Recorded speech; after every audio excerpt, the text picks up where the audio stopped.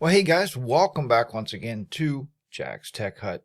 Today we're going to be talking a little bit about Fedora Linux. Now, I've never been a fan of Fedora. I've never really used Fedora, but I decided to load it up as a virtual machine just to see what would actually happen.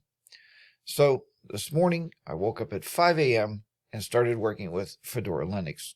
And at this point, I can tell you now it's about 8 o'clock in the morning. So that's 5, 6, 7, that's 3 hours worth of working with Fedora. And so far, I'm pretty impressed. Let's go ahead and I'm going to show you around a little bit and show you a plan if you're switching from one distro of Linux to another that maybe you can implement for yourself. So here is Fedora Linux. Okay, obviously we have the toolbar, which is normally hidden, but there's a couple things we can do to make it not be hidden.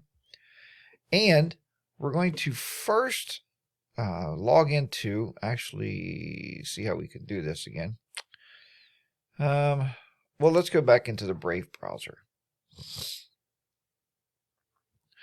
So I've been installing a lot of software this morning, working on a lot of different, let's see, Brave browser, allow, that's fine. Working on a lot of different installs, extensions, packages, trying to figure out what the difference is between Fedora Linux and my normal distro that I use every day. It's my daily driver, is Linux Mint. Linux Mint, I understand, is off of the base off of Ubuntu. So I understand how to use Ubuntu Linux. I run Ubuntu servers, and using the desktop is not that much harder for me to get used to doing.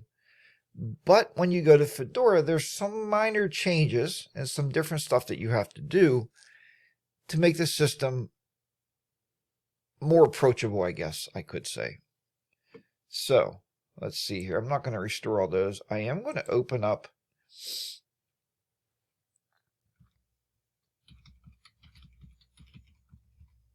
my Bitwarden. Of course, I got to type my password right.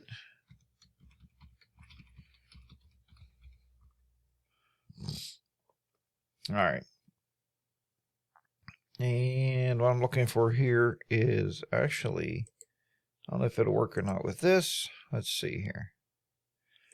So I installed pCloud.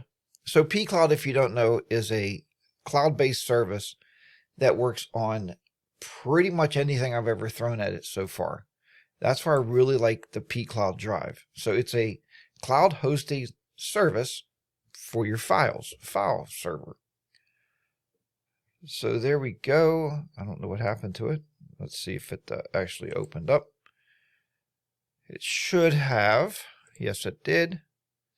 And we're going to go down here. I already started a folder called Linux Fedora Tips. And what I was working on was setting up a new Fedora computer. So I'm already into the mode of using LibreOffice. Let's see, setting up a new drive, start. I had to recover that, but anyway. So what I'm saying is if you're switching from one version or one distro of Linux to another distro of Linux, what I would tell you to do is to start a really detailed list of notes. Just so you have those so you can follow every step of the way. Now, I didn't start these notes until I was 2 hours into this, into the experimentation of Fedora Linux. And starting 2 hours into the overall experiment, I decided, maybe I better start keeping some notes because there are some differences between Fedora and Linux Mint or Ubuntu Linux. Ubuntu and Linux Mint are pretty much sisters. You can pretty much do everything the same way you always do. Fedora Linux is a little different, but Fedora Linux is also very, very nice looking, very easy to use. So there are some things on this list already, and if you want me to, put in the comments below. I can share my list with you once I get everything done. And there's going to be some stuff in here that you may not need, such as I do Cisco networking. So I need to have Cisco Packet Tracer installed. I had to figure that out this morning. And use VS Code for programming. Maybe you do also. Maybe you don't. Maybe you use something different. As well as things like the GitHub desktop. I do like having the GitHub desktop on the computer, and I was able to load that. Hopefully it loads up here. Live demos. There you go. So the GitHub desktop I do have loaded. So I have to sign back into that, of course. But it does work. I was also able to, I don't know if it's up here now or not. Let's see if it came back. So I am running this, just to be very, very transparent with you. I am running this in VirtualBox because I'm learning. So I do have, a version of Windows loaded on the host operating system. And then I have a lot of different virtual computers running. So in this one, that's where you see my setup for my Kali Linux, which Kali Linux also runs very closely to Ubuntu and to Linux Mint. So if you go to your VirtualBox drive, which it's not showing up here at the present time, but I do have one of my hard drives is an extra drive inside the computer. What I wanted to do was share that along with the VirtualBox. So when I open up a virtual machine, I can get to that base drive so I can keep things in there like notes. But as long as I have my pCloud drive, I am very happy because it works across everything. Installing the Brave browser. Now you do have to get comfortable with using the command line terminal. My terminal of choice, as you've seen in my Kali Linux videos, is a program or a terminal called Terminator. I just love the Terminator. I can click on it and I can split my windows vertically.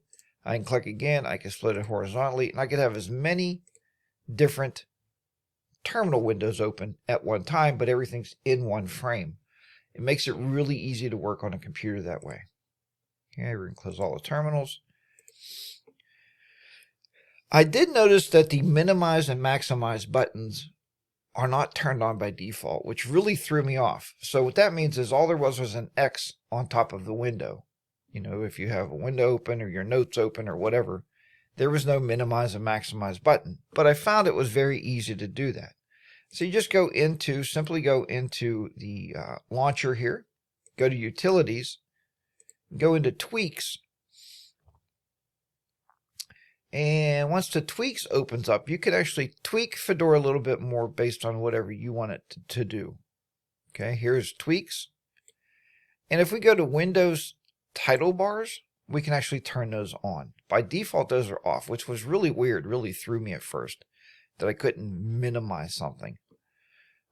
There's ways double click works, middle click, and you can do all this stuff here. Secondary click, menu, which is usually what you want it to do. There's appearance, there's fonts, keyboard and mouse, startup application. I don't have anything starting right now. Well, I guess I got pCloud in there. The toolbar itself will show you the clock, weekdays, date. You get the idea. I'm not going to go through all that. The main thing I want you to learn from this particular video, and I think I'll title this something with Beginning Fedora, or Beginning the Fedora Adventure, something to that effect, is because I want you to understand that it's good to learn different operating systems. Even though Fedora is still Linux under the hood, the top of it, or the front end, is a little different. So you have to play around a little bit and experiment. As you experiment, keep really good notes, because then you can go back anytime if you want to use it again and have all that. When I set up a machine such as Linux Mint, I like to actually keep updated with a script. So I wrote a script that will do all the installs for all the packages that I use. That way, if I open up a new Linux Mint, I simply just copy the script file over into the root directory, and I run the script. I leave it go. I go have a cup of coffee. I come back. The computer's all loaded up the way I want it. I want to do the same thing with Fedora. So I want to work on that a little bit to see if I can't get that set up with Fedora. So with that, I'm not going to run this video any longer. I'm just going to simply say that experiment, experiment, experiment all you can. There's a ton of information out there on the internet, and if you do a little research, you too may not be a pro, but you're going to be pretty good at running any system that you want to run. Folks, thank you so much for watching this episode of Jack's Tech Hut, and I hope that you can come back again the next time for another video.